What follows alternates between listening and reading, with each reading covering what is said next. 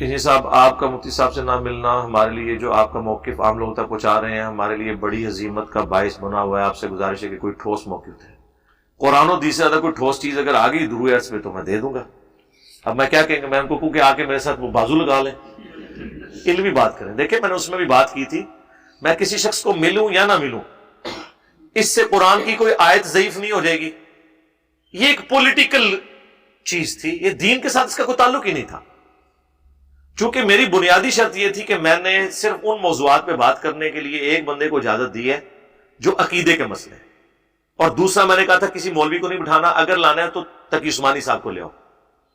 وہ پکڑ کے اس مولوی کا نام لے رہا ہے جو یہاں دیوبند میں بھی سب سے بدنام زمانہ ہے، وہ جان بوجھ کے نام لیا تاکہ پیچھے کھود دوں، انہیں بھی پتا تھا کہ نہیں کریں گے۔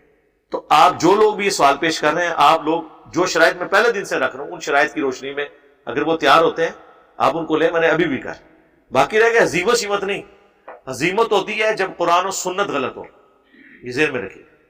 آپ کو پتہ نہیں اس واقعے کی کیا برکات ہے، میں وہ بتائی تو یہ پھر اور مجھ سے حسد کرنے لگ پڑیں گے، میں کیمرے میں نہیں آپ کو بتا سکتا۔ اس واقعے کے بعد جتنا میں نے کھل کے مکتبہ دیوبند کا علمی رد قرآن و سنت کی روشنی میں کیا ہے، اس سے پہلے میں نہیں کر سکتا تھا۔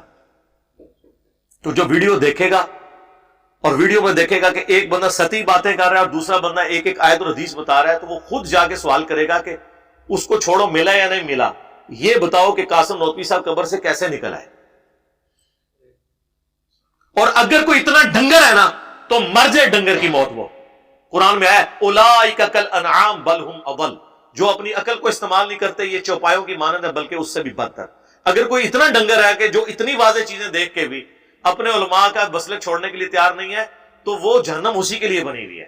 وَلَقَدْ ذَرَأْنَا لِجَهَنَّمَ كَثِيرًا مِنَ الْجِنِّ وَالْإِنسِ، بالکل واضح چیز ہے۔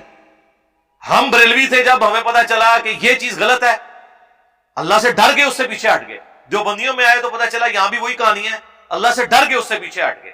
جب اہل حدیث میں آئے تو پتا چلا کہ یار یہ چیزیں غلط ہیں، اللہ سے ڈر کے پیچھے ہٹ گئے۔ یہ لوگ ڈرنے کے لیے تیار نہیں ہیں۔ لیکن آپ انہی ویڈیوز کے نیچے دیکھیں، لوگوں کے کامنٹس ہیں جو کہہ رہے ہیں کہ ہمیں آج سے پہلے پتہ ہی نہیں تھا ہمارے بزرگوں کے یہ عقیدے ہیں، ہم تو توبہ کرتے ہیں، ہم اپنے بزرگوں سے لانے برات کرتے ہیں۔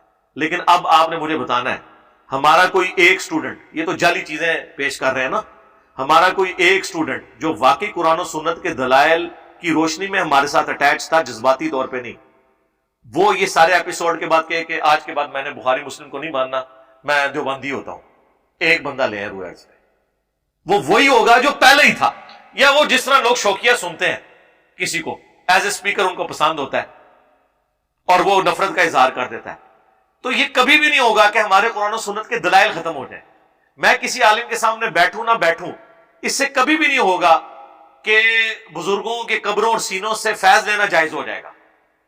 اگر ہو جاتا ہے تو بتا دیں، اور آپ مجھے بتائیں، ہمارے سٹوڈنٹس تو جانتے ہیں میری تو پہلے دن سے پالیسی ہے کہ مولوی کو، میں تو آپ کو نہیں کہتا کہ مولویوں کے ساتھ بیٹھو، اور میں تو پہلے دن سے نہیں بیٹھتا۔ میں اس کے لیے کیوں تیار ہوا تھا، اس لیے اپنے سٹوڈنٹس کو ایک میسج دوں کہ تم لوگ جو 12-13 سال سے میرے ناک میں دام کیے ہوئے تھے نا کہ یار کبھی تو کسی مولوی سے بیٹھنا چاہیے نا، ذرا پتہ تے لگے، اے پھر دیکھ لو کہ تنگ کر دیتے، وہ ان چیزوں پہ بیٹھنے کے لیے تیار ہی نہیں ہوتے اور پروپیگنڈے کرنے شروع ہو جاتے۔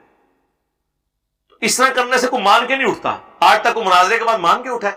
نہیں۔ تو مناظرہ چونکہ وہ شرط ہی پوری نہیں ہوئی ہے، وہ تو اب بھی نہیں ہوگی، تو اب بھی نہیں میں بیٹھوں۔ آپ میری بات کو غور سے سنیں جو میں نے پہلے دن کر رہا تھا، اور میں نے کہا تھا نا کہ قیامت تک یہ نہیں آئیں گے، تو کہتے ہیں وہ آ گئے ہیں۔ نہیں سر، اس طرح کا آنا نہیں ہوتا، اس طرح آنا نہیں ہو جاتا، اس طرح جس طرح میں نے بلایا ہے اس طرح کبھی بھی نہیں آئیں گے۔ یہ صرف عقائد پہ بات کریں، اور یہ میری کرامت نہیں ٹوٹی، اور میں نے اس ویڈیو میں بھی کہا تھا کہ اگر یہ کرامت ٹوٹ گئی میری تو میں اسے اجتہادی خطا سمجھ کے خوش ہو جاؤں گا، اور مجھے خوشی ہوگی کہ کرامت ٹوٹی ہے۔ جس طرح بخاری مسلم میں آیا، نبی علیہ السلام فرمایا بعض اوقات میں قسم اٹھا لیتا ہوں کسی معاملے میں، اور بعد میں مجھے احساس ہوتا ہے کہ اس کی مخالفت کرنے میں بہتر ہے، تو میں اپنی قسم توڑ کے اس کا کفارہ ادا کر کے وہ کام کر لیتا ہوں۔ تو مجھے تو خوشی ہوگی یہ قسم ٹوٹے کہ دنیا کا کوئی عالم دین جس کی لاکھوں میں ویورشپ ہو، ابھی تک تو میری نظر میں 2 ہی بندے ہیں، طارق جمیل صاحب اور طارق مسعود صاحب، تیسرا تو کوئی نہیں ہے دیوبند میں، یہ تقی عثمانی صاحب ان کے بڑے ہیں، یہ تیار ہو جائیں المحند کے ان 3 عقیدوں کا دفاع کرنے کے لیے۔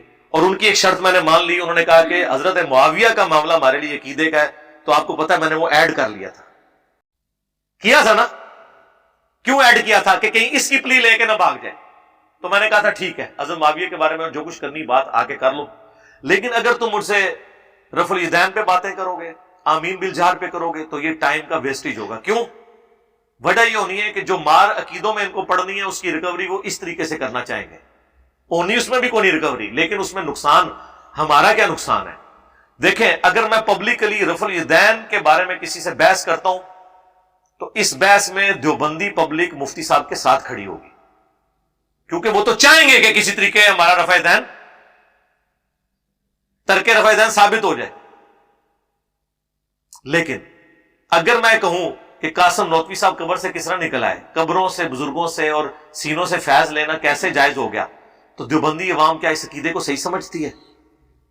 دیوبندیوں کا تو عقیدہ ہی نہیں ہے، وہ تو کہتے ہیں بریلوی یہ کام کرتے ہیں. تو اس مسئلے میں جب میں یہ بات کر رہا ہوں گا تو دیوبندی عوام مفتی صاحب کے ساتھ کھڑی ہوگی یا میرے ساتھ. تو اور صرف نہ صرف دیوبندی عوام بلکہ دیوبندیوں کے بڑے علماء بھی کہیں گے مفتی صاحب اے ساڑا پردہ تسی کیوں چکوا چھڑیا، اسی تے بریلوی دیوبندی لادا دو امپائر سی اس بنیاد تے قائم کی سن کہ ایک قبر پرست نے اور اسی قبرہ تو نہیں منگ دے. تو اس میں میری ون ون سچویشن ہے. تو میرے بھائی ظاہر ہے کہ جو میں نے تو اسی بات پہ کرنا ہے. اور دوسرا لاجیکلی قادیانیوں سے اس وقت تک بات نہیں ہوگی جب تک ختم نبوت سیٹل نہ ہو. قادیانی بھی حنفی ہیں، وہ بھی رفع الیدین نہیں کرتے. اب وہ کہیں رفع الیدین پہ بحث کرو نہیں، ختم نبوت پہ بحث. تو یہ لاجیکل ہے. حزیمت سیمت چھوڑ دیں، علمی بات کریں، اور علمی بات میں نے آپ کے سامنے رکھ دی ہے.